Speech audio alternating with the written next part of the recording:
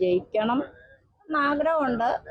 ജയിക്കാൻ ഉണ്ടാന്ന് ഞാൻ പറയത്തില്ല, ജയിക്കാൻ ആഗ്രഹമുണ്ട്. പുള്ളി മോൻ കിടക്കുമ്പോ എല്ലാ കാര്യങ്ങളും ഒക്കെ പുള്ളി സഹകരിക്കും. വന്ന് ആ ഹോസ്പിറ്റലിൽ വന്ന് കാണുകയോ എടുക്കുകയോ ഒക്കെ ചെയ്ത് PA വന്ന് പുള്ളിയുടെ വീട്ടിൽ അന്വേഷിക്കുകയും ഇപ്പോഴും തിരക്കുന്നുണ്ട്. പക്ഷെ സലാം എന്ന് പറഞ്ഞാൽ ആള് പാവമാണ്. പക്ഷെ പുള്ളിയെ ഒരു കാര്യം പറഞ്ഞു കഴിഞ്ഞാൽ അവനൊരു സഹായം ചെയ്യാൻ പറയും. ഇപ്പോഴും അവൻ ചികിത്സയിൽ തന്നെയാണ്. അതായത് രാജഗിരിയില് ഫിലിപ്പാസ് സാറിന്റെ ചികിത്സയിലാണ് അവൻ ഇപ്പോഴും നടക്കുന്നത്. പുള്ളിയുടെ പുറകെ ഓടും.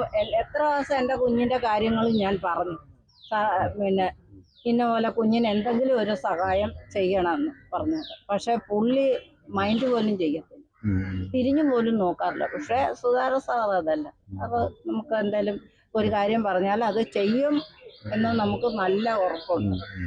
അത് ഉറപ്പുള്ളത്. പക്ഷെ ആള് പാവമായിരിക്കും.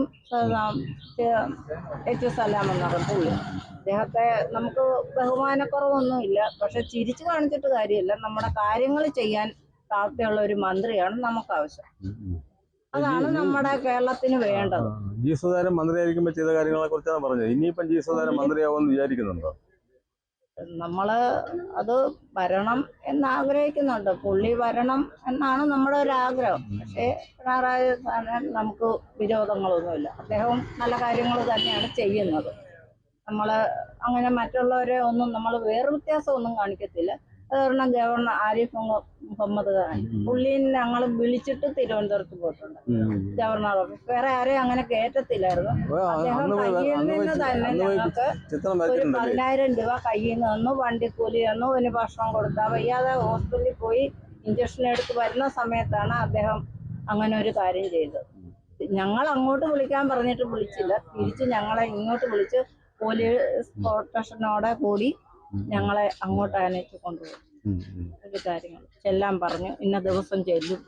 ഞങ്ങൾ ഓർക്കാപ്പുറത്ത് കയറി പോയി. അമ്പലപ്പുഴയാണ്, ഭഗവാന്റെ മണ്ണാണ്, ഭഗവാനോട് ആഗ്രഹം. പിന്നെ നമ്മള് സുധാകര സാർ ജയിക്കും എന്നുള്ളൊരു എന്നും ഞാൻ പ്രാർത്ഥിച്ചുകൊണ്ടിരിക്കുന്നു. അതെ, അദ്ദേഹം ജയിച്ചു വരട്ടെ എന്നാണ് എൻ്റെ ഒരു പ്രാർത്ഥന.